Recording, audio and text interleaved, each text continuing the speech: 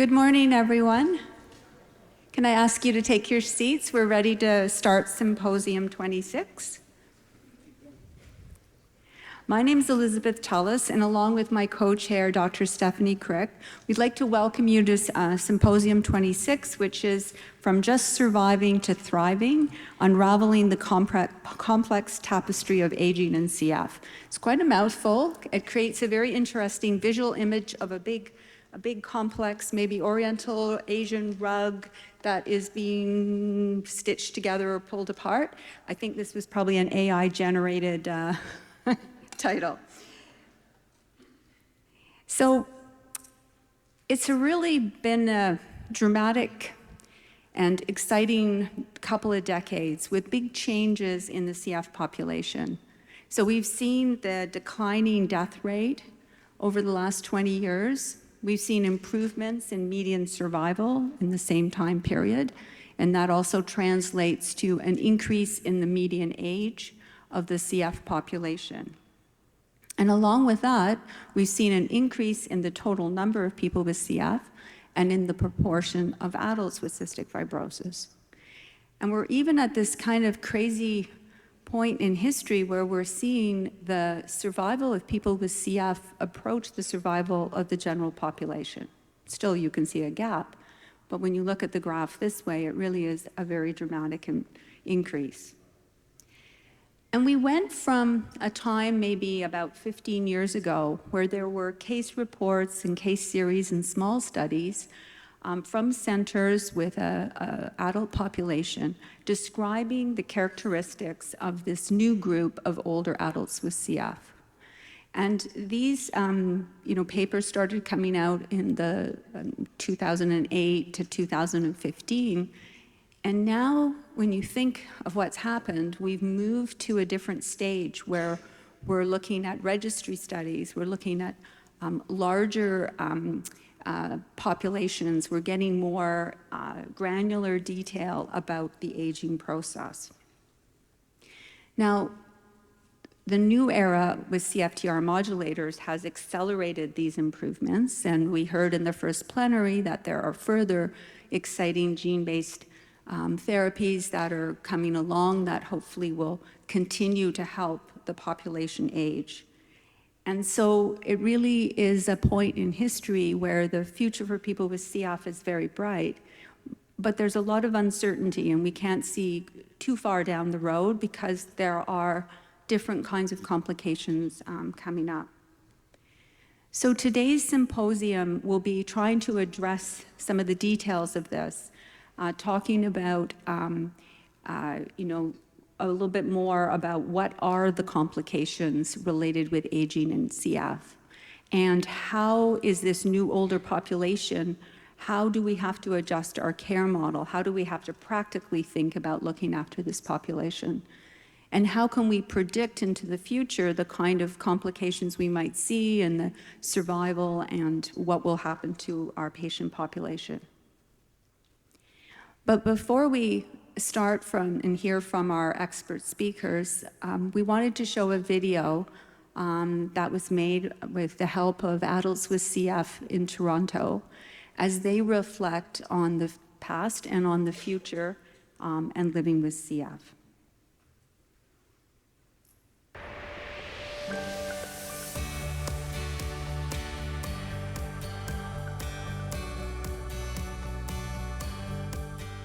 My name is Chris McLeod, diagnosed when I was 2 years old.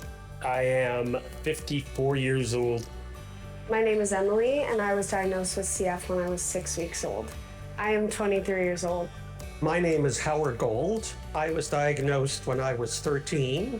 I am now 73. My name is Heather Evans. I was diagnosed with CF when I was 2 years old. I am 62. My name is Shannon, and I was a few months old when I was diagnosed with CF. I'm 49 years old. When I saw the Google statistics on CF, it was very shocking. I think it was never something that I had conceptualized before. I truly don't take a day for granted. I think life is too short in general, no matter how much time that you have. I started Trikafta in May 2022. I was 21 years old.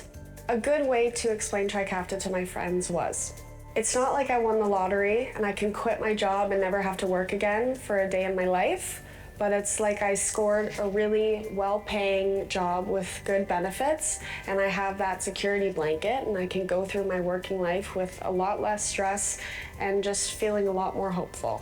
It's just really given me the confidence to chase after my dreams and make them a reality, because it feels like they're way more well within reach than they ever were previously.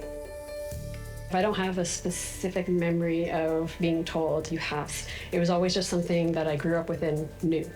As I got older and I got friends who have CF and lost those friends to the battle, you feel guilty to one extent, because why am I still here? They fought just as hard as I'm fighting, but they didn't make it.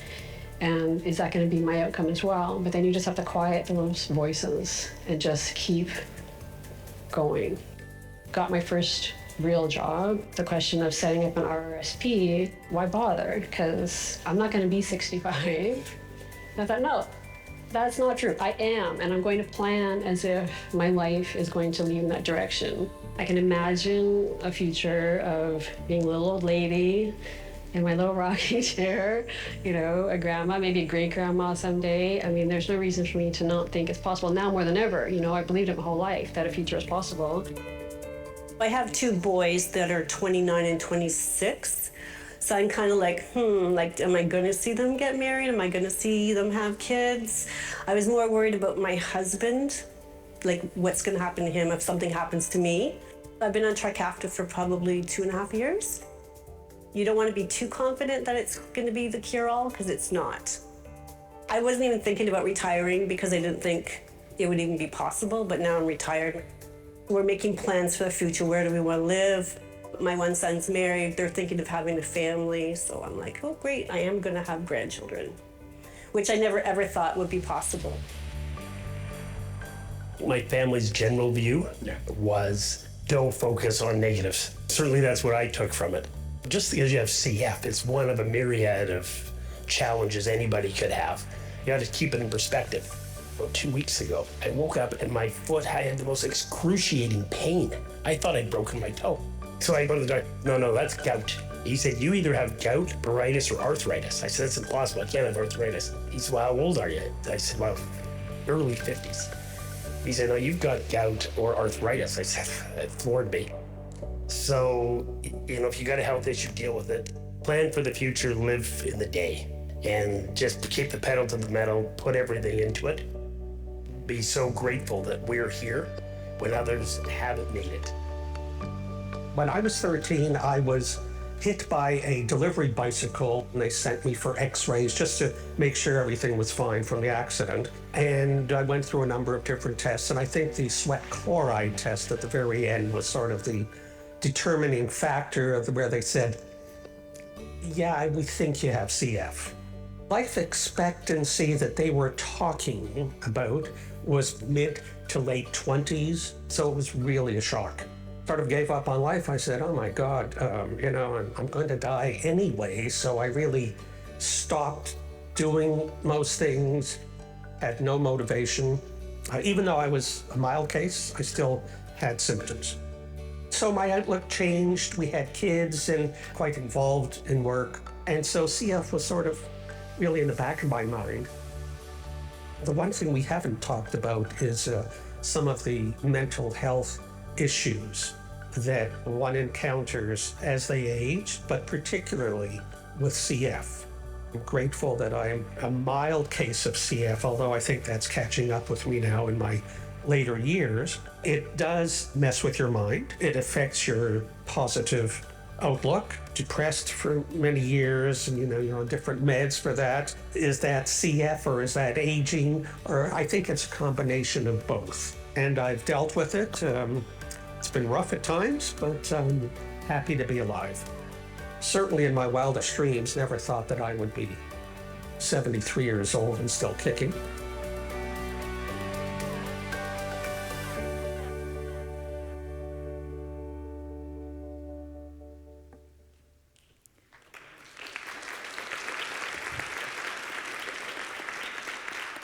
I'll pass that on to the patients who very kindly agreed to be in the presentation. I think it's always so much more powerful when we remember the words that and the emotions that we're hearing from the people with CF that we look after. So now we're going to turn to the experts, the medical experts, and our first speaker today is Dr. Anne Stevenson.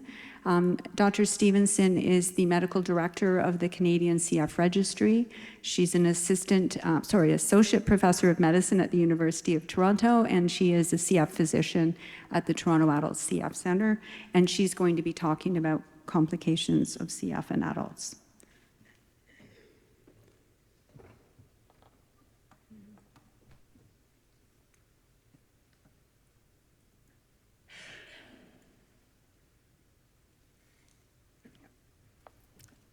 Thank you, Dr. Tellis, and thank you to both chairs for inviting me to speak today.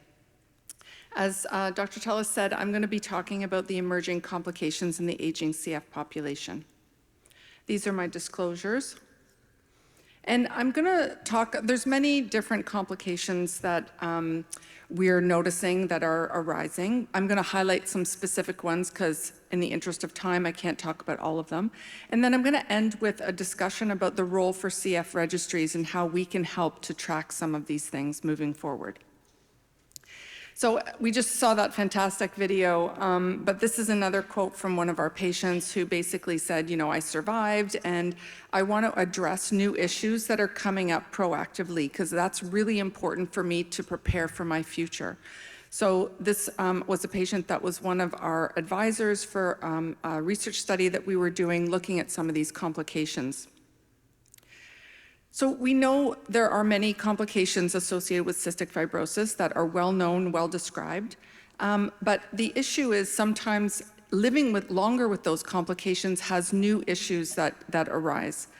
Take CF-related diabetes, for example. So the longer you're living with CF-related diabetes, you may be developing cardiovascular disease, or you may be developing nephropathy or peripheral neuropathy. These are complications related to diabetes. And we haven't seen a lot of that, perhaps because people have died before developing those complications. In red, I'm just highlighting here some of the topics that I'm going to be speaking about today. There are also emerging complications. So, for example, obesity. We didn't really think that we would be dealing with that. Malnutrition was a key thing in cystic fibrosis, and over the last 20 years, we've seen an increase, even before modulator use, we've seen an increase in the weight of people with CF, and now there's more people living with obesity or being overweight. And that has implications for other complications as well. For example, sleep problems, and looking at some of the complications around obstructive sleep apnea in our population, recognizing that that's becoming more of an issue. Obesity, diabetes, other complications, hypertension, those are all risk factors for cardiovascular disease. So are we going to be seeing more cardiac disease in the future? Speaking of cardiovascular disease, we are going to discuss some of those, the literature that's out there looking at this complication, as well as some other complications. So this is a study that was done and published in 2023, looking at the prevalence, risk factors, and outcomes of cardiac disease in CF. This was done using two data sources. One was the UK CF Registry, and the second was called TriNetX, which is a health administrative database with 70 healthcare organizations that were included in this. And it was looking over a time period of 2016 to 2020. And they looked at these separately. So these weren't combined, they were separate databases. And in the health administrative databases, the risk of cardiovascular outcomes, specifically MACE, which stood for Major Adverse Cardiac Events, was 6.9%. And in the UK registry, it was 1.6%. And the reason for this discrepancy may be that, you know, we haven't traditionally captured some of these things in the registry data. So it may be that it just wasn't captured completely. And in the health administrative databases, they use the ICD-9 and 10 codes to identify some of these events. They also compared the CF rates to the general population. And this is a forest plot looking at the hazard ratio for specific outcomes, MACE overall, and also myocardial infarction, heart failure, and atrial fibrillation. And you can see that when they looked at the major adverse cardiac events, there was an increased risk in the CF population compared to the general population with a hazard ratio of 1.6, and it was a significant increased risk. And they recognized that it was driven mostly by myocardial infarction and atrial fibrillation. As you can see from the forest plot, those two also had an increased risk. Now, they also looked at other chronic inflammatory diseases that were considered high risk for cardiac disease, and they found that CF patients had a similar risk to those conditions for cardiac events. So it seems like there is a signal for increased cardiac outcomes and events in the CF population. Now, what about kidney disease? We know that there has been several publications looking at pre-transplant and post-transplant risk of kidney disease in the CF population. Some of these studies are more single-center studies, smallish studies, and they are using registry lab data in particular. As well, kidney stones has been looked at, and there was a very nice systematic review that was published in 2021 showing the prevalence of kidney stones ranging from 4 to 20%. But the interesting thing was that a significant number of these patients actually required some kind of intervention for the kidney stones, so a stent or lithotripsy, et cetera. And the rates of these interventions was actually higher in the CF population than the general population. Now, this is a study that our team was involved in, and we looked at kidney disease, renal stones. The microscope represents cancers and cardiovascular outcomes, and this was highlighted in poster 699 and also in a workshop. And we assessed the rates of these conditions in the CF population, but also looked at the pre- and post-transplant rates. And as well, we compared them to the non-CF population. The difference in this study was that we were able to link the CF registry to the health administrative databases in Ontario. And that was nice because we had all the clinical data that was captured in the registry as well as the health administrative databases at ICES. And what we found was, you can see on this forest plot, the events on the left-hand side, but first looking at the red lines, the pre-transplant rates for these conditions were all significantly higher in the CF population compared to the non-CF population, even after adjusting for age and sex. When we looked at the post-transplant population, which is the blue lines, you can see that for several conditions, the risk was not greater in the CF population than the general population, with the exception of chronic kidney disease. Not surprisingly, chronic kidney disease is, there's more exposure to CF patients with aminoglycosides and antibiotic use, so they had a higher risk of chronic kidney disease both pre and post-transplant. What was more interesting was we looked at the age at outcome for these conditions, and you can see this table showing the pre-transplant age on the first row and the post-transplant data on the second row, and by outcome, so cardiovascular disease, malignancy, kidney stones, and chronic kidney disease. The CF columns in yellow, the non-CF in white, and you can see that the age at outcome for some of these conditions was about 20 years earlier in the pre-transplant CF population compared to the non-CF population, and about 30 years earlier in the post-transplant population, CF population, compared to the non-CF population. So that's important to know, because when we see patients, sometimes they'll come in, for example, with chest pain. I might automatically think, oh, that's mucus plugging or it's a pneumonia. But I think we need to start thinking more broadly about what this could be. Could it be a cardiovascular event? Do I need to think about this? Especially when this is happening at younger ages. So in conclusion from this section, people with CF do seem to have higher rates of emerging comorbidities compared to the general population, and they're happening at a younger age. And we need to consider these when assessing clinical symptoms.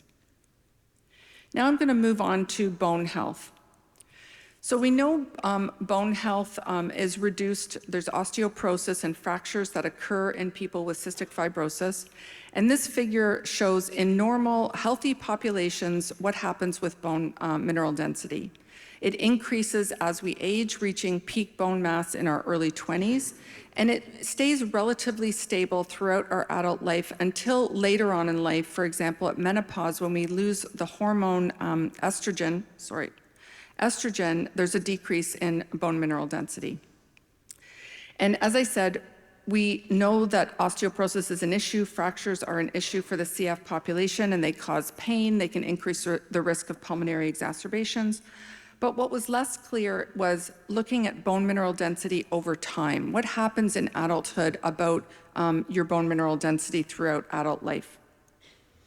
So the objective for this study, which was recently published in JBMR in 2024, we looked at the average rate of change in bone mineral density in adults with CF over the life course. And this was a retrospective study including over 500 patients who had over 1,500 DEXA scans at various points in their life.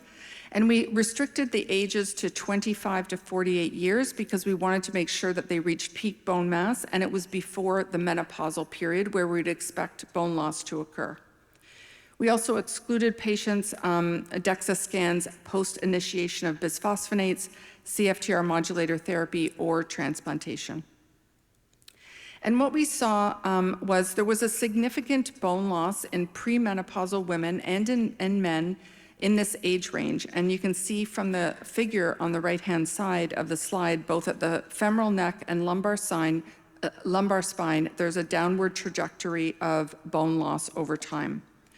And when we compared the bone density from age 48 compared to age 25, there was an 11% loss at the lumbar spine and almost a 19% loss at the femoral neck, which is a significant amount of bone loss over that time period at a time when we don't expect people to be losing a lot of bone. We also looked to see if pancreatic status modified this, and we found that in pancreatic insufficient patients, there was more bone loss than pancreatic sufficient patients, perhaps not surprisingly. And the bone loss at the lumbar spine was 13% and femoral neck was 21%, comparing age 48 to age 25. And in conclusion, for bone density, individuals with CF seem to be losing bone at a period when we don't really expect bone loss. And the magnitude of this bone loss actually was comparable to older perimenopausal women. And if we think about how this relates to aging, it's important to think if people are getting older with cystic fibrosis, we can anticipate that people are going to be entering into the menopausal and perimenopausal time period with lower than expected bone mineral density on average. And this will perhaps increase their risk of having fragility fractures after menopause. And in the non-CF population, obviously having hip fractures and other fragility fractures is associated with significant morbidity and mortality.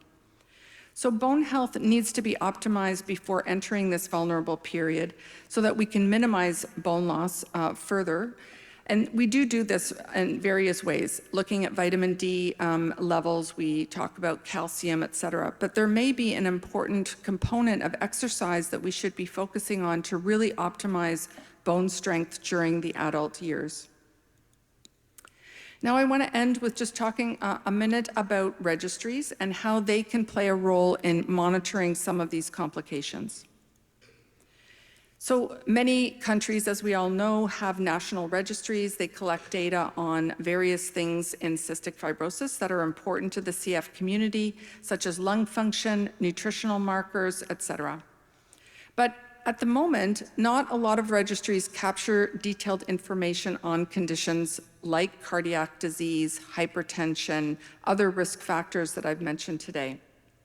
And I think we really need to be proactive and think ahead about how do we capture that at a national level so that we can find out more information about the prevalence of these conditions in the CF population and the ultimate impact that this has on our patient population. The difficulty, it's easy to say, let's collect this in the registry, but we need to really have a thoughtful discussion about how to define some of these outcomes, because just to say cardiac outcomes, that encompasses a huge number of different conditions. And we have to be specific about how to define these, which are the most important ones to capture, because obviously at the clinic level, getting that information and getting it accurately into the registry is extremely important. We also need to think about novel linkages to other registries, other data sources, for example, like health administrative databases. And the one that I presented today, the study I was talking about with the ICES database, they actually have granular data on all lab work that's done in Ontario. So we were able to identify chronic kidney disease, not by using the registry data, but by actually calculating the GFR or using creatinine. So it's important to think about how we can optimize other data sets to reduce the burden of data entry at the clinic level. So in conclusion, we all know that the landscape is changing. We've heard this over and over again at the conference this year. And we need to keep these other emerging conditions in mind when we're assessing our patients. But importantly, I really think we need to engage subspecialists that maybe haven't been traditionally included in our multidisciplinary care teams. For example, cardiologists, urologists, nephrologists. We're referring more and more patients to see these specialists, and they don't often have a lot of experience dealing with CF patients. And at our site, we've sort of tried to identify specific specific specialists within the division that are interested specifically in seeing CF patients. So we refer all of our, kidney issues to a nephrologist who has an interest in CF. And that way they can have their own experience and there's a better understanding of CF when they assess the patients. I think primary prevention and screening is a critical important thing that we need to consider, and the role of the primary care provider in the care of CF patients. As you've also heard at the conference and other talks, it seems like CF patients traditionally see their CF care team as their primary care provider, but I think we need to expand that to really include the primary care provider in the care of CF patients so that we're not missing these conditions and screening for these conditions. And it is uncharted territory. Most of what we know about these things is based on pre-ETI data, and what we know may not be accurate to the patient population that we're seeing now. So we need to constantly be thinking about that, continue to look at this so we can understand further the importance of these complications in our population. And with that, I'll end, and I'm happy to answer any questions.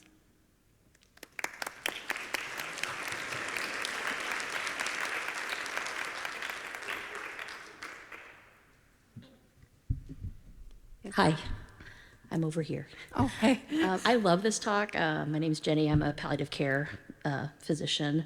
And so this is kind of on my radar in some ways, but I wonder if you might speak to how you are advocating for your patients, because I worry that as people age and get these more chronic illnesses, there's going to be this confluence of kind of stigma attached of people who do interventions being hesitant to do interventions, and how can we better advocate for our patients in those settings?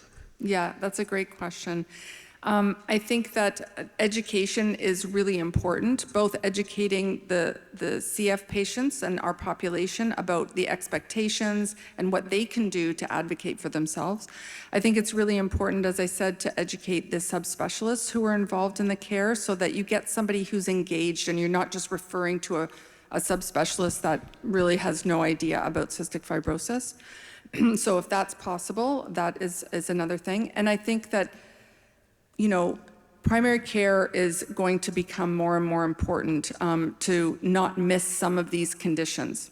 So one example is, cervical cancer. We've heard at some other talks I was at talking about HPV vaccinations and cervical cancer. And I know that at our center, we are not doing pap smears and we're not really talking about vaccination. And that's really more of a primary care provider arena to talk about that. So I think we really need to help our patients to make sure that they have a good relationship with their primary care provider and that they have one to begin with. It's going to be an evolving sort of thing, but I agree we have to advocate for the patients to make sure that the people that they're going to see understand what the issues are with CF and don't just say, oh, I can't do that intervention because you have cystic fibrosis and, you know, it's too complicated. Hi. So great talk, Jeff Gold from OHSU, and I'm an adult. I am an adult, but I'm also an adult CF. Are you? You so look like an adult. That's also a matter of debate amongst my team members as well. But so I guess one of the things, and I've heard this multiple times, and I do agree that we need to continue to help educate our subspecialists about CF. But I think that maybe we need to look a little bit inward and when are you thinking about we need to be educated about general medicine. And I'm going to just, right? And Yes. so I think it's really interesting that I still haven't point. seen any general primary care providers here at this meeting talking about what is modern primary care, because it's not about the diseases that have an increased prevalence in CF adults. It's about the diseases that adults with CF are going to get whether they have CF or not. Yeah. And I think we have to sort of put our hubris aside and realize that we aren't necessarily capable of doing all this and we need to engage. And Yes. then the second question I was going to have is, have we looked at the HIV care model? So as an old pulmonologist, CF is almost a reproduction of the HIV epidemic, where for a large period of time, people died in a short period of time, managed with HIV providers. The medications were highly specific, hard to take, only managed by HIV. Now it's a population that is extremely long survival and really has to be reintegrated.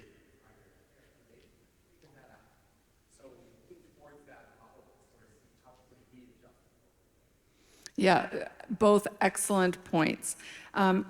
Speaking to the first point, it's absolutely true that you know, managing these conditions, which are just happening in the aging population, as you say, they're going to happen anyway. And luckily, you know, if you still do some other internal medicine, you might feel comfortable, you know, managing hypertension or starting somebody on anti-lipid therapy, et cetera. But you're right, the guidelines have changed for all those things, and I certainly don't know them off the top of my head. And which antihypertensive medicine should I start right away? You know, I'm looking up on my up-to-date. So I think that that's a really good point. The CF team can get educated about what are the key things that we're seeing, the complications that we're seeing in these populations, so that we can advise and then maybe get some expert specialist help. And the HIV example is great. I mean, when I was a resident, there was a ward full of HIV patients at the hospital that I was at, and now it's a completely outpatient disease that's managed completely differently. So I think that it's evolving now, and the new care models are coming out with how we're going to be managing CF patients, and we'll have to see how that fits in and how it evolves over the next couple of years. But thanks for those points.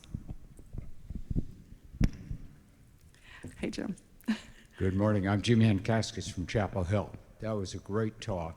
And my question really is, how do we recruit those needed subspecialists into our field? So you already identified one good way is to refer all of your patients with kidney disease to a nephrologist who learns about it.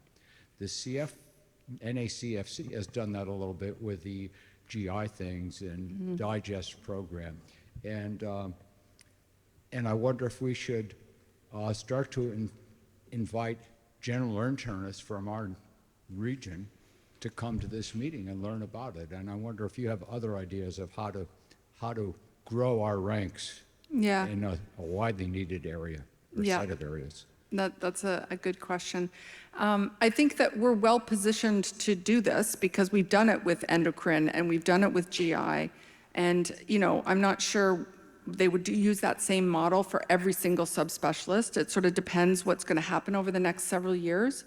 But I think we have to be creative, and perhaps we send CF abstracts to conferences for internal medicine conferences to raise the profile. Maybe we try and publish some of these things in the general medicine journals, rather than sticking to JCF and other ones that are traditionally publishing CF related articles. So I think we need to kind of expand that so we do get it out there. in addition to trying to identify and get people excited. I mean, Dr. Tellis is a mentor for me and has been for over 20 years, but I listened to her and she says, I said, what are you doing today? She said, well, I'm going to speak to the obstetricians at a different hospital to tell them about the obstetrical issues with cystic fibrosis. And I'm like, oh, okay.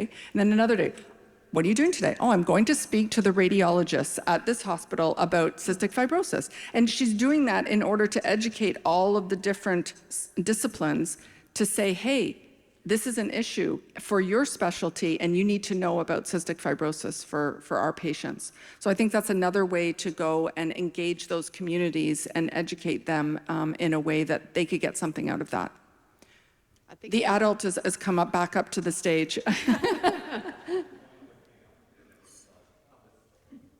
Oh. We should not only engage primary care, but we need to engage geriatricians, because the 4 M's of geriatric best practice care are going to overlap with CF, especially with the M of medication and what matters.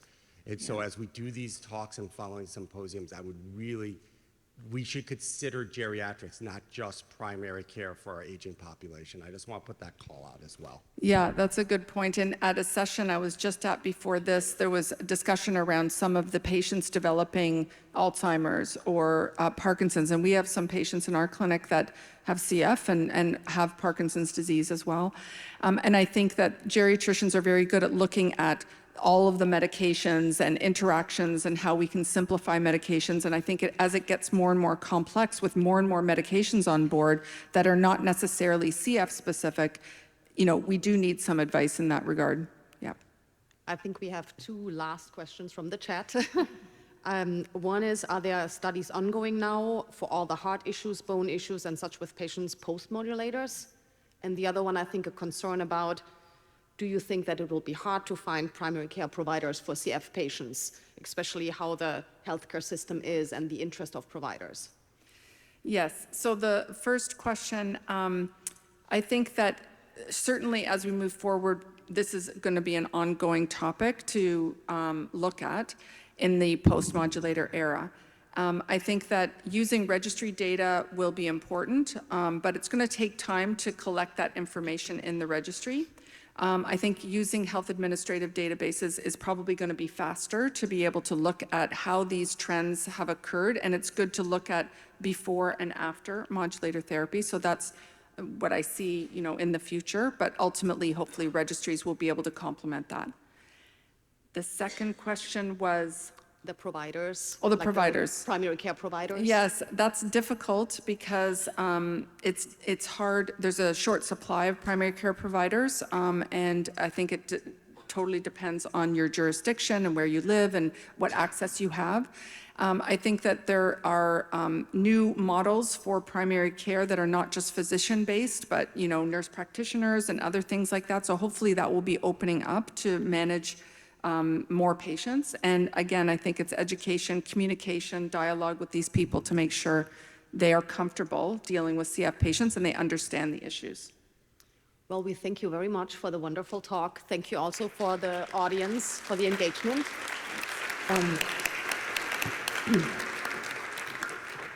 Since there was a lot of use of the car traveling, I think in the plenaries, and we really mainly traveled within the United States. I'm very pleased now that we travel actually across the pond to the UK, to Europe, and I would like to introduce Dr. Nicholas Simmons, who is a professor at the Imperial College of London, also working at the Royal Brompton Hospital, and talking to us about impact of aging on CF care models.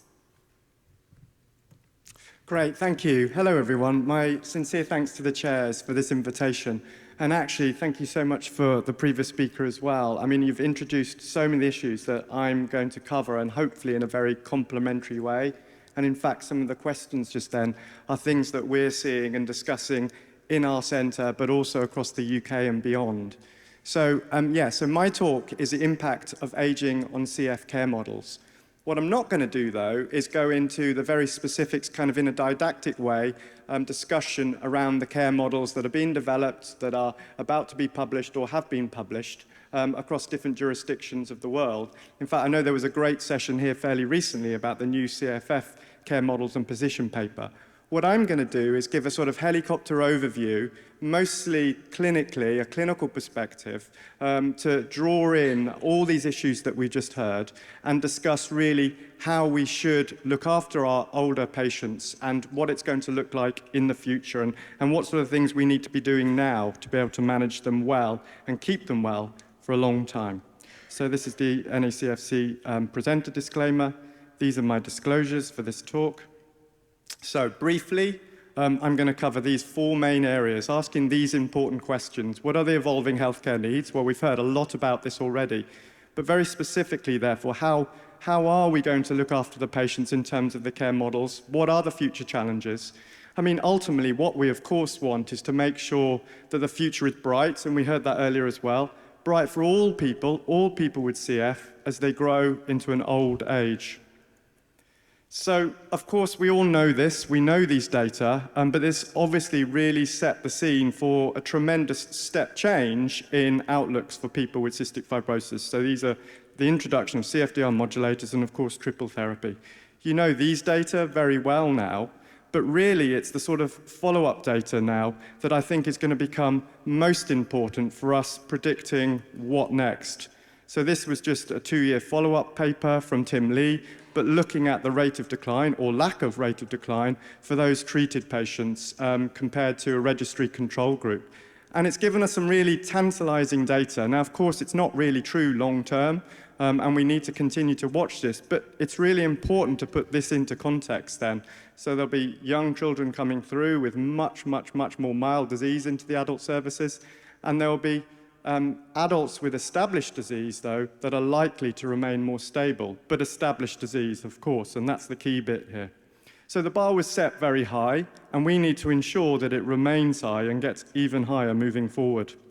I really like this editorial that was published last year.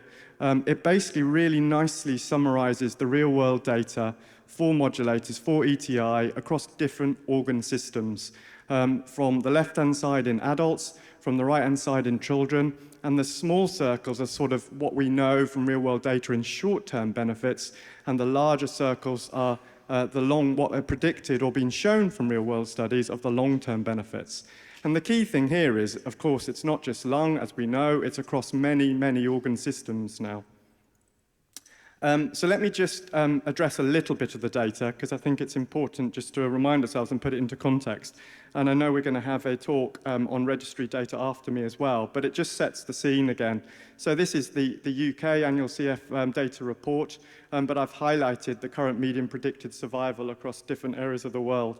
And in fact, in the UK, the most recent data that we've just analysed is actually also about 60-61 for the UK median predicted survival. This is work that I was involved with a colleague, Ruth Keogh, a few years ago, predicting the adult population, what it was going to look like. And you see a sort of a big bulge here on the right-hand side of those in their 40s and 50s, calculating up to 2030. And this is a nice piece of work that I think was presented here, actually, last year and has now been published, which is a landscape analysis, sort of looking forward and trying to predict the proportion of adults and children up to 2040. So this is US data from the registry. And here you see 70% are predicted to be adults, 30% children, so that's about 30,000 adults.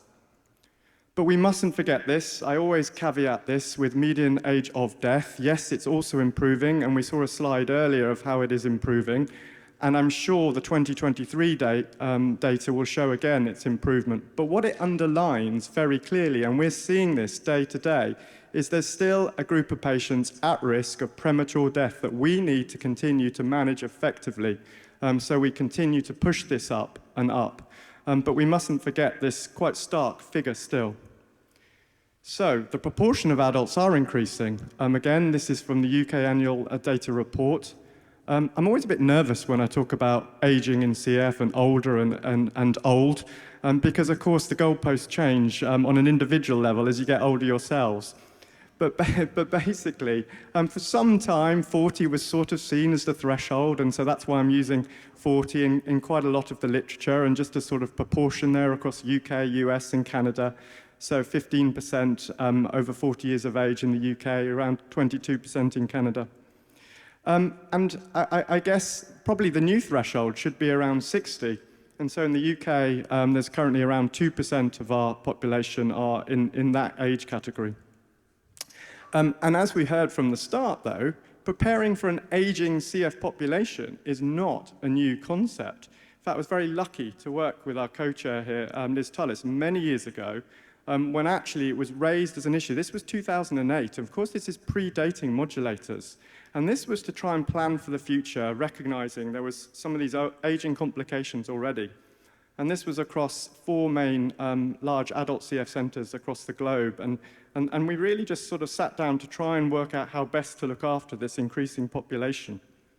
So what I'm going to do is briefly take you into the clinic, because I think this sums it up really, really well. So when I was reflecting on this talk and thinking how I was going to deliver it, I thought, wow, I've just done a clinic, and actually so much of it was not really about antibiotics, nebulized antibiotics, about Creon. It was about all these other things. So this is 7 patients within a clinic, so it's not the whole clinic. Firstly, it's important to note the mean age of these patients was 53. And as you can see, those that have got the blue box, they're the ones who are on triple therapy. Those that are on the red box are not on triple therapy because they're not eligible. And what I've done is highlight many different things. And I'm just going to go through it briefly, the sort of new and difficult issues that we're all dealing with that need to be managed well moving forward. And it kind of carries on from what we were just talking about engaging with other specialists, about having oversight and coordination. But here you can see, sort of in the bold, are the medical issues. So new medical issues in patients with CF. So we have a 62-year-old who had a stroke. We have a 47-year-old with a cardiomyopathy.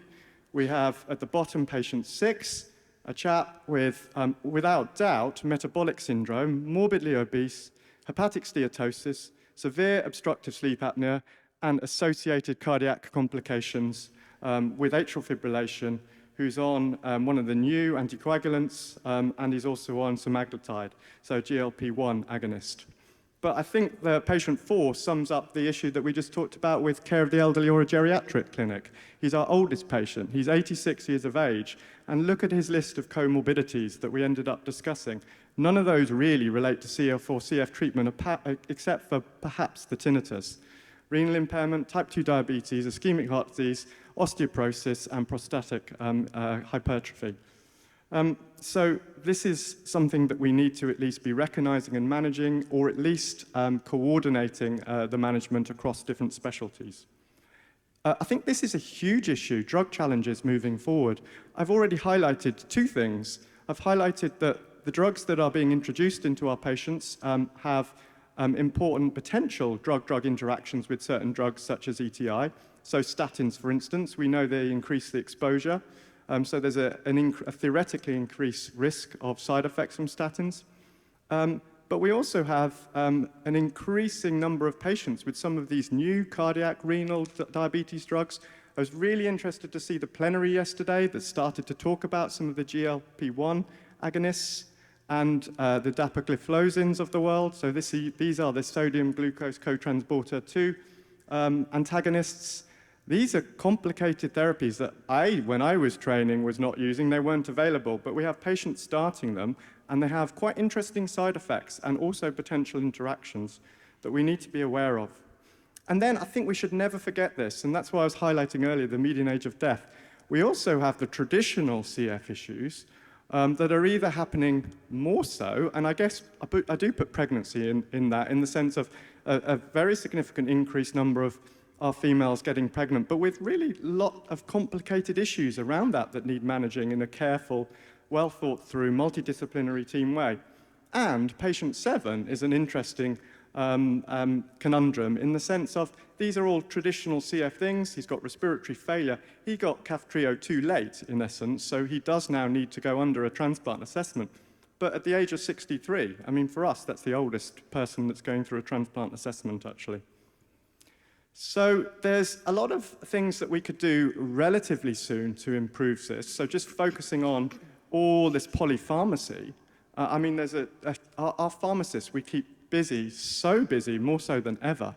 But some of the first things I think we need to be doing, and we are doing, is addressing the burden of care from a CF perspective, I think this is going to go down, and some of the other therapies and burden of treatment potentially is going to go up. So this is a really lovely old paper that has told us previously that the burden of treatment for adults, about 108 minutes per day, looking after themselves from a nebulized perspective. We know from the UK CF Registry Annual Data Report, about 80% of our patients are still on nebulized antibiotics, about a quarter of them on 3 different therapies. And that's why studies such as Simplify and CF Storm in the UK, which is a more long-term study looking at stopping therapies, mucoactive drugs, are going to be so key here. They're key from an obvious perspective. Of course, if you don't need something, then you should stop it. But also, thinking of what I've just said, as some of the other drugs have been introduced as well, across the board, we have to do, in a careful, systematic, safe way, ensure that we're only giving our patients the drugs they really do need for each aspect of their comorbidities. And let me just switch it slightly to inpatient care. Of course, I'm sure you're all the same as us in London. So we used to have a huge number of inpatients at any one time, 20 to 25. We have 600 adults. As we see from the registry data from the CFF, this sudden plummet, and this is IV antibiotic usage. This translated into bed usage in the UK, and I'm sure it's probably similar here in North America. Initially, we thought it was a COVID thing, but it's stayed down. Really very similar to the pivotal studies at around 70% drop. So of course we need to reconfigure the services and the care models to take this into account. But I always add the additional caveat, which there's a running theme. There are still adults, in particular, and some children with established disease that need still the expert CF traditional MDT approach to manage, and I'm sure this will be the case for a long time yet. So this is a lady who had a tremendous increase in FEV1 on triple therapy, went up by about 15%, but she continued to get hemoptysis, and she continued to get very severe, life-threatening hemoptysis, and it's no wonder, as you can see, she's got an aspergilloma sitting there in very destroyed lung, and that's never going to be corrected by triple therapy. So we do need to maintain teams and skills as complex disease, CF disease, still exists.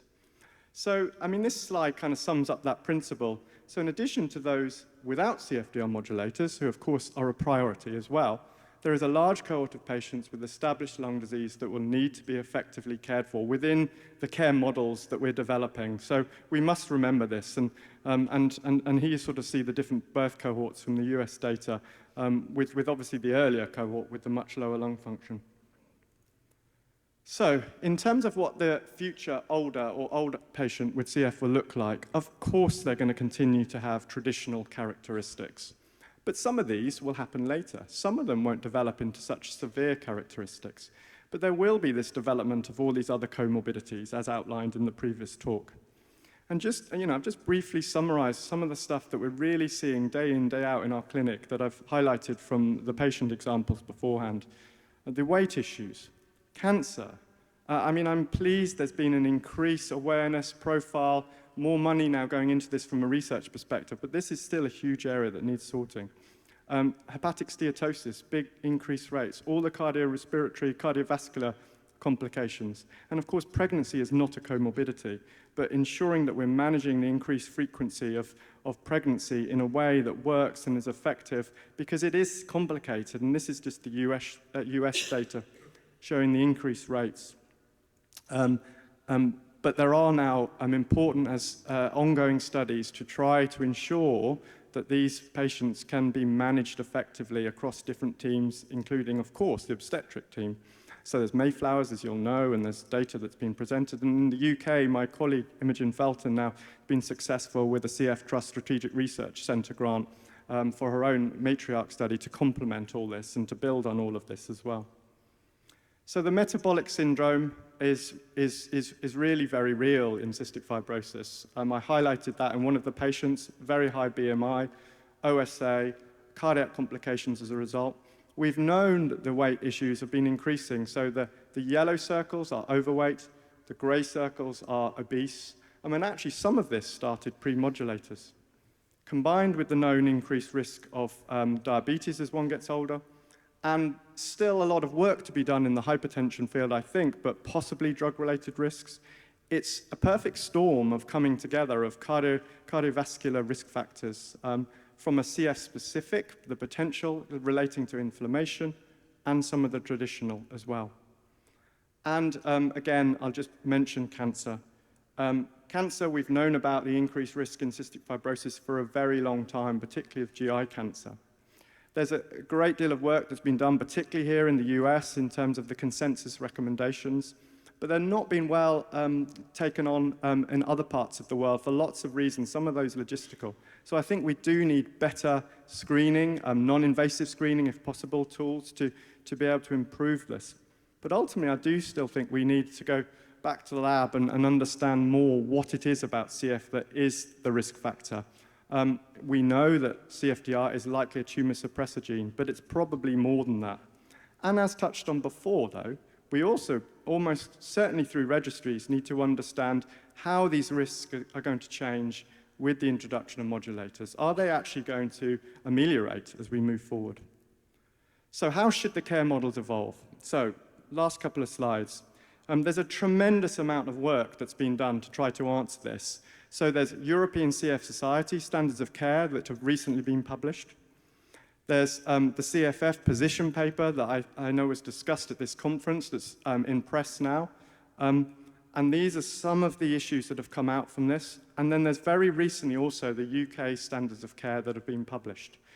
And again, you don't need to read this all word for word, because actually it's really intriguing. Across all of these, there's some very important similar themes and similar words. And they are patient-centric, holistic, more complex, definitely, individualized, coordinated. I think that's the key one for me. Embrace technology, yes, but very interestingly, and perhaps very reassuringly, the final concluding remark from the CFF position paper was CF MDT still a foundational aspect of care model. So within the UK, we've recently published this white paper, and there's a sort of an ongoing working group looking at this and how we're going to deliver this in the UK. So to finish, I believe it's it's a really interesting time, and I think still though actually there are groups of patients based on whether or not they started modulators early, late, or without modulators. And so therefore, there are short-term, medium-term, and long-term needs which fit into the care models as we move forward. And that will be an increasing change in terms of mild versus severe disease, still ensuring we can look after those with CF complications of old, if you like, traditional CF problems, but ensuring that we have relationships across different disciplines so we can effectively manage, or at least coordinate the management of some of these emerging problems. So, similarly to the previous talk, I do introduce the idea of community services, GPs, primary health, because I think this is going to play an increasingly important role in this picture. So, to conclude, the impact of aging on the CF care model. These are really exciting times, they are, but there's so much more work to be done. We know CF is not cured. It is becoming, or I think it's become a different disease. But there are so many challenges still, changing clinical issues and priorities, maintaining the traditional CF expertise, but developing new ones, delivering effective drugs for all, and this coordination of an even larger group of healthcare professionals is going to be really key. Obviously, the goal is to ensure all people with CF live a long, fulfilled life, and that's not just the quantity, but its quality. And we all have obviously strived to look like this when we're running down the beach when we're much older. And I'd just like to stop and say thank you so much to the team at the Brompton. Without all their insights and discussions, I just would not be here today to be able to give such a talk. So thank you so much, and thank you for listening.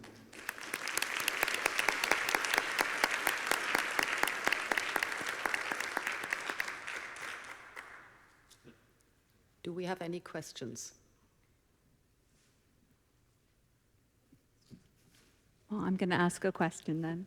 So that was a fabulous talk, and as somebody sharing a lot of those similar experiences, I just wondered if you could share some like concrete or practical examples of how your team has sort of taken up this challenge, like looking at that clinic day you had, and what new things or different things you've implemented to try and address some of the problems you nicely outlined?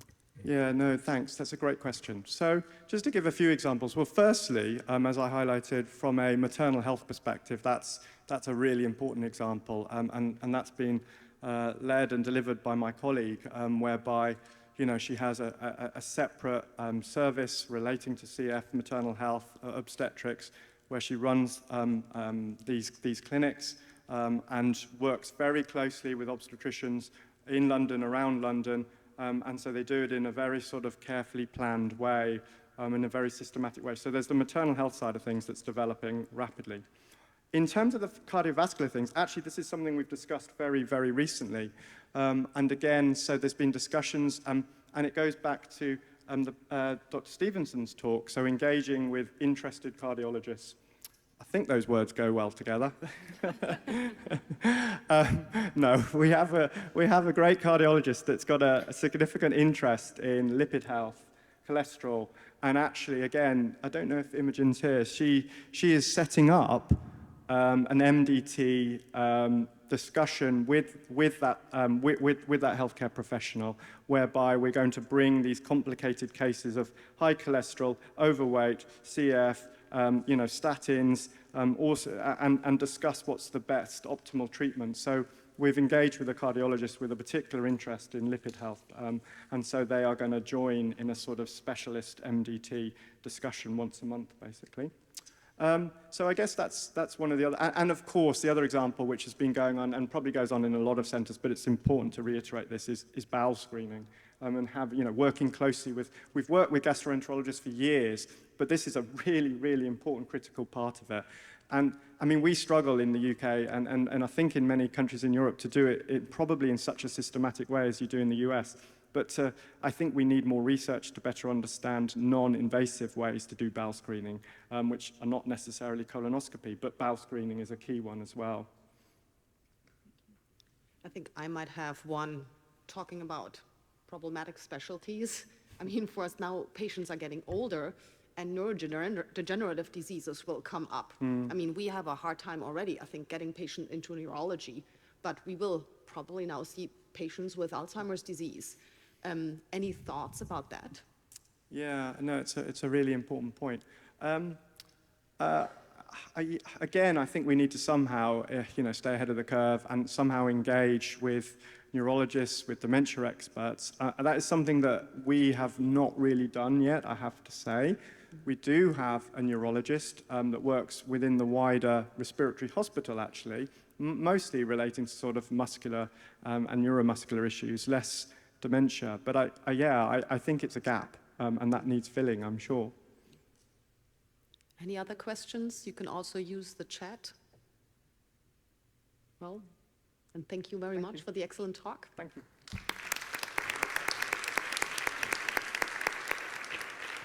And our last speaker, but not least, I would like to invite Dr. Sanja Stanojevic on stage. She is an associate professor in the Department of Community Health and Epidemiology of the Dalhousie University. And she's going to talk about tomorrow's CF landscape.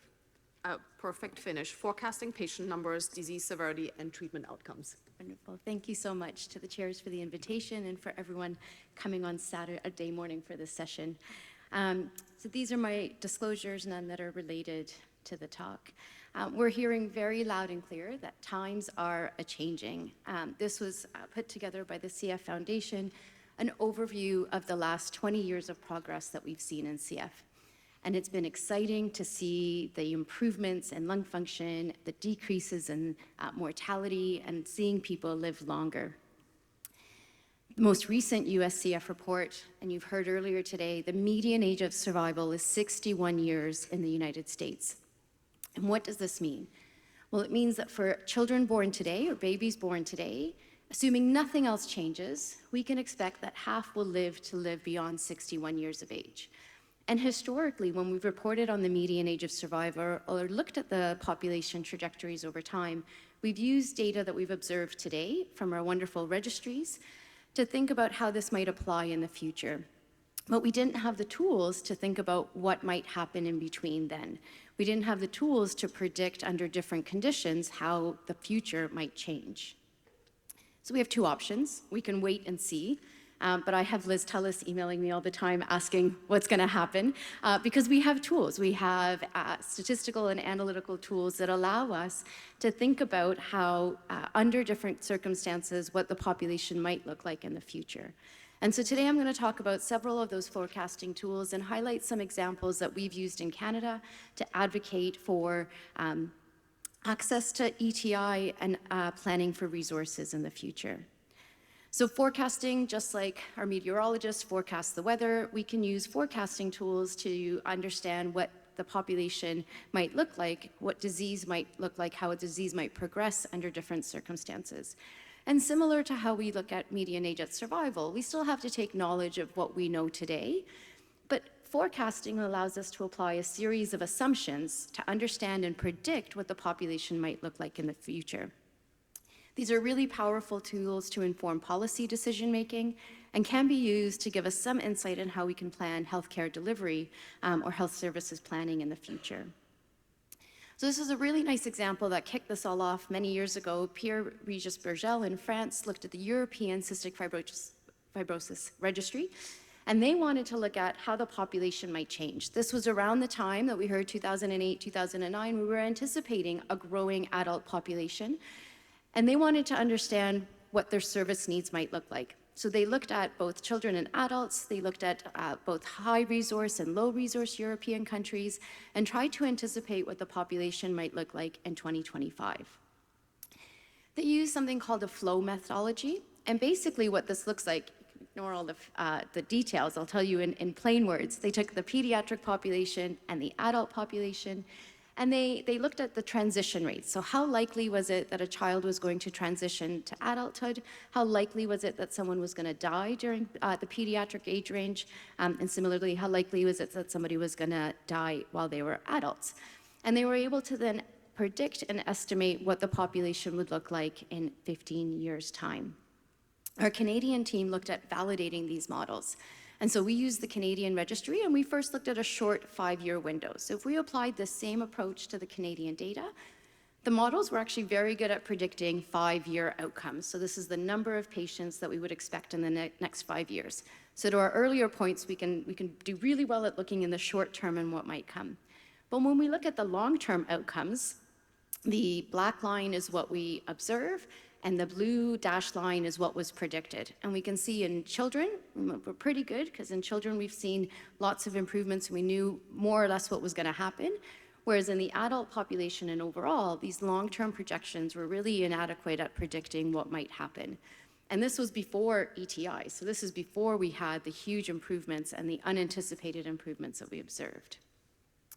Nick presented a little bit of this earlier as well. My colleague Ruth Keogh in the UK looked at a similar approach, but this time they modified the mortality rate. So we were looking at the predicted survival age, median age at survival, trying to anchor this to outcomes that we already know, like the median age at survival. And she looked at whether if we reduce mortality by 1% per year or 2% per year, what might the population look like in the future? And we can see that a 1% reduction in mortality per year results in about a 5-year improvement in that median age at survival, and a 2% per year reduction results in about a 10-year survival advantage. Neither Ruth nor any of us anticipated the huge improvements that we would see in the reduction of the mortality rate with ETI, making all of these predictions quite conservative. Similarly, they tried to look at, up until 2023, how might changes in that mortality rate, so either reducing it by 1% or 2%, what might that lead to in terms of the number of adults, the number of services, the number of people, the number of physicians that are going to be needed to care for this growing and aging population. But all of these methods are fixed in a way. We reduce mortality by 1%. We look at the flow method and we apply the same transition probabilities to everybody in the sample. And we have tools called microsimulations that are much more dynamic. It allows us to apply a range of different scenarios to then look and compare and contrast against different assumptions. And so here in the United States, the Institutes of Clinical and Economic Review, or ICER, in Canada, Statistics Canada or Health Canada, use these models quite regularly to anticipate and understand both the future and changing needs of the population in terms of health and healthcare delivery, but also for looking at economic evaluations and projecting the potential impact of certain therapies on reducing burden and improving outcomes in the future. So very briefly, this is how microsimulation works. We look at each individual one at a time, and in this case, this is a woman with normal or healthy lung function.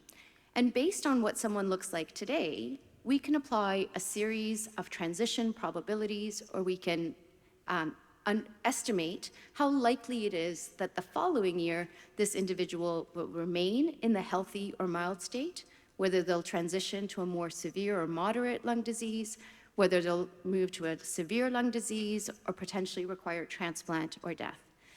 And so for somebody that starts in a mild lung disease, it's very likely or more likely that they will stay in that mild lung disease the next year.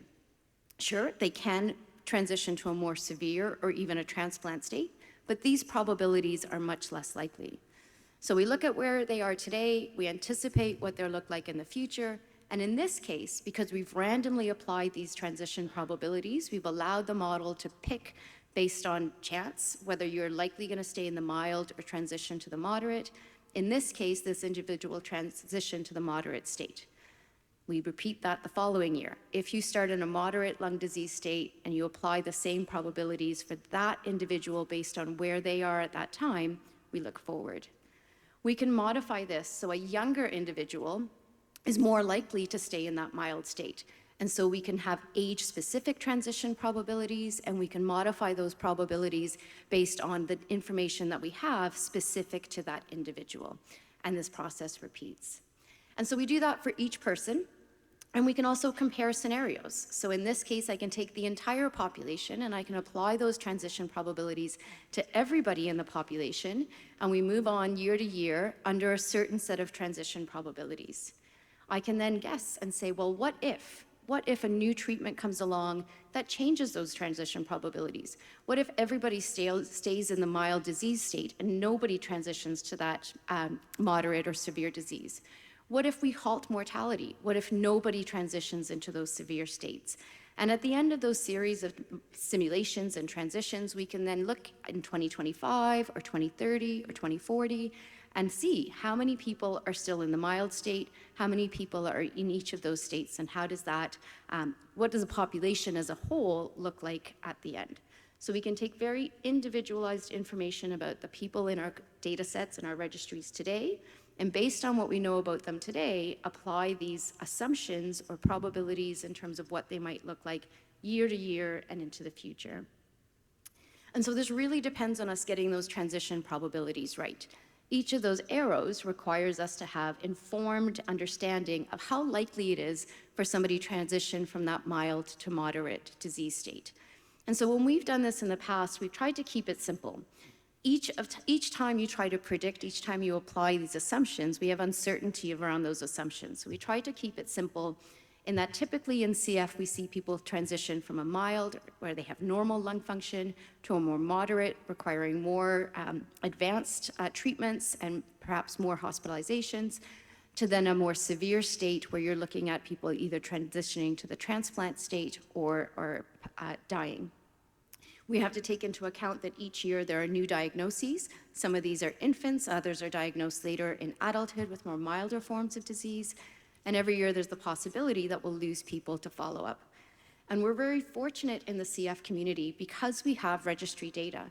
We understand how likely it is that somebody's going to move from mild to moderate because we can model that, we can observe that in what we have in our registry data.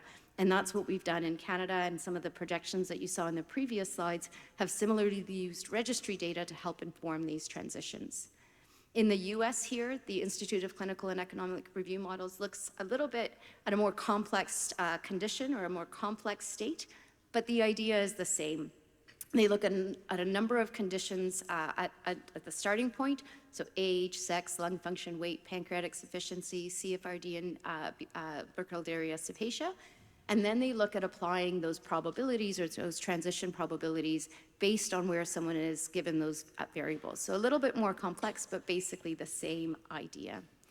And the Vertex team used that ICER model to look at what would happen, in this case, to the UK population if people were started on modulators at the age of 12, and what would it look like into the future. So many of you may have seen this paper projecting that the median age of survival will be 70 years in the CF population, and very close to what we would expect in that in the general population, like you saw earlier. But we make very strong assumptions. In that Vertex study, they assumed that everybody was going to get modulators at age 12, and that there was going to be no future lung function decline, because in the short term, we have seen that lung function is quite stable. But in reality, we don't know what the future is going to look like. And so what we need to start thinking about is, how do we understand and project what might happen to the population, but apply different scenarios and apply different assumptions? So are people going to be transitioning from mild to severe state? Or does having access to ETI block off this potential transition probability? Are people even going to be going into the severe state based on what we observe? And so we can modify each of these transition probabilities, and rather than making assumptions that apply to the whole population, look more specifically at each of these. And so I'm going to highlight a case where we use this microsimulation approach to inform policy in Canada. So if you might recall, in 2019, it was very exciting times, and here in the US, the FDA had just approved ETI. In Canada, we were not so lucky. And so our team worked together with a number of stakeholders to try to build the evidence to make the case to our health regulators that it was really important to have access to modulators in Canada. And so we presented this in 2021, and we basically looked at 3 different scenarios. What would happen if there were no changes to the population? So if there was no ETI available, and we just continued and the population progressed as they would based on what was happening historically? What would happen if we initiated modulators in 2021 and they were given the approval at that time? And how would that compare if the regulatory process took an additional 4 or 5 years? What would that mean for our population? So we made some assumptions. First, that it would only be people with Delta F508 mutations that were eligible for this treatment.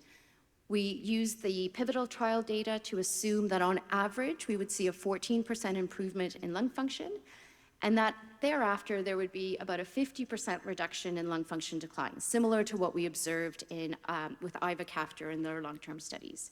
And again, using the pivotal trial data, a 63% reduction in hospitalizations. We made conservative assumptions, and we didn't make any assumptions about changes to the death rate or the rate of transplantation. And with this data, we were able to compare the median age at survival under that baseline scenario, if nothing were to change, if ETI was introduced early, or if it had delayed introduction. And we were able to show by 2030, the number of deaths could be reduced by 15%, and the median age of survival would improve by 9.1 years if ETI was introduced early. We were able to look at how the population would change in terms of the number of people who would be living with severe lung disease, the number of people who would maintain in that mild lung disease, and how the improvements in lung function would help to reduce the number of transplants per year. This was also used to help us plan resources. By looking at how many exacerbations or hospitalizations could be reduced, we could anticipate the number of hospitalizations into 2030 and what that percentage reduction might be with the earlier introduction of ETI. But as you could probably guess, those assumptions were grossly conservative. And while that information was used to advocate for earlier access to ETI in Canada, we now know that we were wrong. So just looking at transplants, we made assumptions that there were going to be no changes to the number of transplants, and this is data from the US CF registry. There has been over a 70% reduction in the number of transplants each year. You saw earlier mortality rates have decreased quite significantly in both those pre-transplant and post-transplant. So as I said, all of our earlier assumptions about how mortality might change, we could not have anticipated these changes that we are observing today. We have evidence from short-term studies that lung function is stable after 2 years. There's some more recent evidence looking up to 5 years that we don't see as much lung function decline. But even healthy people have some form of lung function decline as they age. And so we need to be able to understand how just natural aging might influence how people transition. You also heard that there are people who started ETI later who have significant lung damage, and even though they are on ETI, eventually we will see that progression of lung disease because of where they started at the beginning. The number of exacerbations has surprisingly stayed at that 70% reduction, although as we continue to start ETI in children younger and younger, we may further see reductions in the rate of exacerbations as well. And so that leaves us two choices. I get emails frequently about updating the models, not just from Liz, but lots of other people, and asking them to apply our transition probabilities to other conditions. And so rather than reinventing the wheel every time and republishing models based on these assumptions, we've created some dynamic tools that anybody can use. So these are available for testing right now, but I'll tell you a little bit more about this. So we start with either the 2021 Canadian population, and you can apply different transition probabilities and modify the elements of the population, but also how far you predict, whether you want a pessimistic or an optimistic scenario. We also have the option to customize those transition probabilities as new information emerges. For those of you that have access to registry data, you can upload anonymized data, so not really the patient data, but just we need to know how many people have mild disease, moderate disease, what ages are you starting with, so that you can then project out for your population what things might look like. We look at the distribution of new diagnoses and typically how many new diagnoses you have in your population, and importantly, the percentage of people that are on CFTR modulators. So we've stratified these models so you can look at both your ETI population and also the percentage that don't have ETI right now to understand their care needs separately from those on modulators. Our pessimistic scenario is what we published in 2021, so the inaccurate one that we know is the worst case scenario. And as I said, we have an optimistic that is more likely representative of what we've seen in published data so far. So they take time because these are simulations, so they take a little bit of time. So my team had a lot of fun finding an emoji or an icon that looked like me behind the scene doing this analysis, so you can think about that when you apply it. And what we have is this reporting tool. So you can look at, this is our pessimistic scenario, our worst case scenario, how many patients we can anticipate in mild, moderate, severe, or that transplant state in each of the years that are simulated. We can look at the total number of population, both those on modulators and not on modulators. And what's interesting in this pessimistic scenario, even though I just told you that we know it's wrong, what happens over time, even though the number of exacerbations are being reduced, the number of people is growing. And so actually, while there's a reduction in our hospitalizations today, in 25 years, we're going to start seeing those increase again, not because people are sicker, just because there's more people who are going to be having those mild exacerbations. It looks much better for our optimistic scenario. But again, by being able to modify our transition probabilities and make the changes that are relevant to both new data that are coming in, but also your particular center and the distribution of those people with ETI and without ETI.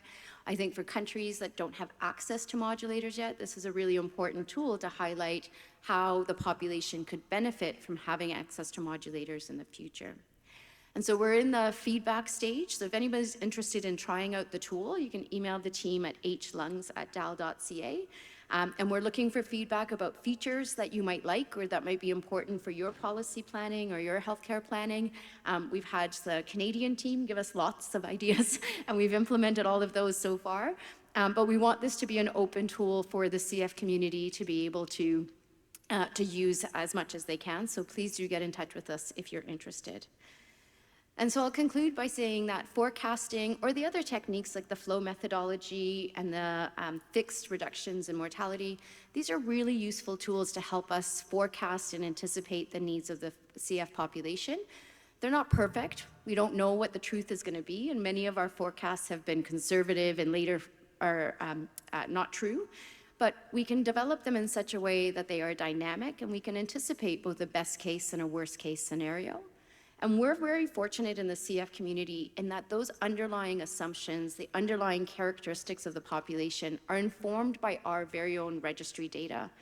When we look at this in other disease populations, certainly Health Canada makes up the starting population. They kind of apply what their best guess is based on what they think the population looks like. And we have a really significant advantage to really customize and cater these models. Like any statistical methodology, there's uncertainty to each of these assumptions.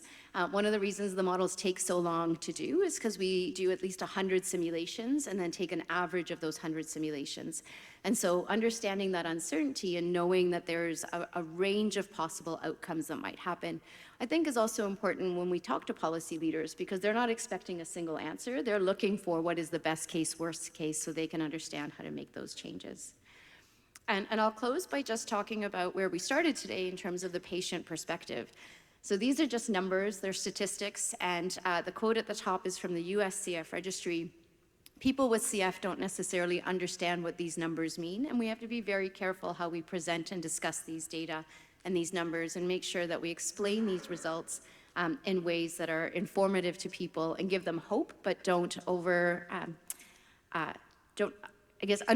underestimate the uncertainty of what we can do with these numbers. I'd like to just acknowledge and thank our Canadian team that has been instrumental in helping to develop these models and give us feedback, and the Canadians with CF who contribute to our registry. Thank you so much.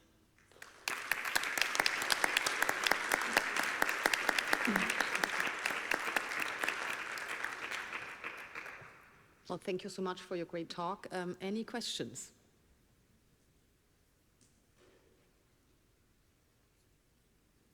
You can also use the chat if you're shy. Maybe I can start. So this is such exciting work because you know, that the study that you did really was a game changer in Canada for getting access to ETI in 2021. How do you see this sort of going forward? How do you see different countries, like not just Canada, using this? And how do you feel it would be most valuable for the CF community? So I think in our CF community, we know that ETI is not a cure. We see the continuing burden of this disease in our population. But I think outside of our community, there's this perception that it's cured. I know applying for grants, advocating for resources, we don't need that anymore because we have ETI and everybody's happy. And I think these data and these models are very powerful to emphasize that it's not over, and that even though we have these treatments, there is going to be continued need for services. There's going to be a continued need for other therapies to keep people healthy. And by being able to show individuals data, even if it's synthetic, even though it's forecasted, I think it's very powerful in describing what that might look like so that we're not caught off guard, that we don't give away all of our respiratory units and then realize in a couple of years that all of a sudden we're going to see that peak, and then it's going to be much harder to advocate for those resources. I think probably also a question, and that might be very vague, but I think now, thinking back about the other presenters, I mean, we have a lot of curveballs that are thrown in now with complications, right? And I think, I just see it must be so difficult to see, well, which one will get cardiovascular complications. How do you think you can implement or include that in the models? So I don't know if these are the right models for that, but it's something that we've been talking about. All of our models to predict mortality are obsolete now. There's no point in using them, and mortality may not be the right outcome to be modeling. And so I think we have this opportunity to look at what we've done in the past, identify those key outcomes that we want to predict, and then see how we can use the historical data and then apply some assumptions to anticipate what might happen. So I think, you know, these are the kinds of things that we need to be doing, and looking at mortality may not be our priority moving forward, especially based on what we heard about cancer and cardiovascular outcomes. Thank you. We have one in the chat.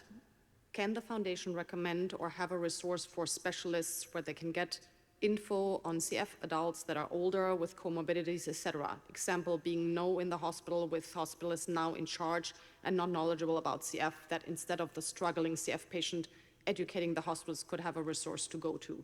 I feel that's almost right. I can't speak for the CFF, but maybe Liz, you can take this one, because I would say that would be a great idea. Yeah, it's a great question. I think we may need to drag up Nick and Anne as well. I think just listening to these fabulous talks this morning, you realize that the CF community has an opportunity perhaps to think about kind of globally how we educate our colleagues in other specialties, our healthcare practitioners about CF. It's really hard to do it one-on-one. And if each center is kind of recreating the wheel, and for primary care providers, you know, your patient population may all have a different primary care provider, right? So that's a lot of people to educate. And so I think that maybe thinking about how we might be able to get out there and get this information out, whether it's like online or I don't know if Dr. Yankaskis is still here, but he's involved. Good. Maybe you can stand up and talk about sort of your idea about how we can educate other health disciplines and specialists about adults with CF. But if we could, if we could put together our kind of collective knowledge and think of multiple different ways that we could provide the education to our colleagues to help our patients. Jim? I accept the opportunity. Thank you. So we've been facing this for quite a while. We've already talked about endocrinology and GI, and we're making progress in that. And what we're trying to do, a group of us, mostly here, are recruit more broadly, including local primary care physicians and oncologists. Oncologists have been the hardest ones to get hooked in. If you're already a GI oncologist, that's pretty good. But if you're a general oncologist, it's a lot harder. So an idea that we're testing now is to bring those people to this meeting. Select one who's got some potential, ideally a young one who's going to be there for 20 years, and start to get them involved. And I think just coming to NACFC and going to the plenaries, going to talks like this, will energize some of those people. And if we can bring, let's say, 20 a year and hook 5 of them, we're going to be making big progress. And the chat just woke up here. Okay. So when do you anticipate having modeling available for prime time, and how do you plan to promote it? Yeah. So prime time is just when we get our final model done. I think one of the things that we've noticed every time we update it, new questions arise and people, what if I change this and what if I change that? So we want to try to make sure all the functionalities are there. But our original timelines was kind of for this conference and before Christmas, so very soon. And in terms of promoting it, we've been chatting with the CF Foundation, we've been chatting with CF Canada. I think once these tools are established, then working with the registries to kind of let people know that this exists. Many registries have used those underlying models, so we've shared the code, but then you need someone who knows what to do with the code at the other side. So that's why we wanted to make this a little bit more user-friendly for anybody to use. Another question. Have you used microsimulation with global registries to advocate to pharma and stakeholders in countries where access to ETI is still limited? So we haven't yet, but anyone who's interested in using these models to do that, we would be very happy to provide the links or to work with teams. Very early on, we were working with the Swedish registry to see how they could apply it, but then I think they lucked out and they got access before we could get too far into the process. Thank you. And another one, it's very active, which is, could these microsimulation models be adapted for other respiratory conditions? Yeah, so I'd love to take credit for making these, but I stole them from diseases like COPD and asthma. So they have been used very widely in policy making. And again, in those conditions, they might take one study and apply what they know from a population in a research study and then assume that everybody with COPD looks like that. And I think one of our advantages is we know our whole population. And so, but they have been used in other respiratory conditions as well. And then there are some existing risk scores relevant to the older CF population. For example, Q risk 2 for cardiology, which are not validated in CF. Would it be possible to use registry data to validate some of these scores? I recognize we may not currently be collecting all the data they are based on. So this is I see the registry people here. I know it's a pain to add more variables. I know it's hard to get people to enter more data, but we really need to be more dynamic as we have these emerging conditions and as we want to start to implement these tools. The registries are really our best resource. I think there's an advantage where we can link with electronic health records and it doesn't always have to be manual data entry, but we're really unaware of how big the burden is until we start adding it to our registries. So I see you, Liz and Stephanie, and we need to add these to our registries. And I think here a general comment, which I appreciated, said, I do not want to speak for CFF, but the new PACE award specifically mentions engaging primary care physicians to apply. So I think we can bring that out in the community. Wonderful. Well, thank you very much. Thank you for the audience. I think, and overall, we want to thank for a great symposium. We're happy that we had so much attendance. Thank you so much to the speakers. Yeah, and thank you to NACFC for allowing us to have this symposium.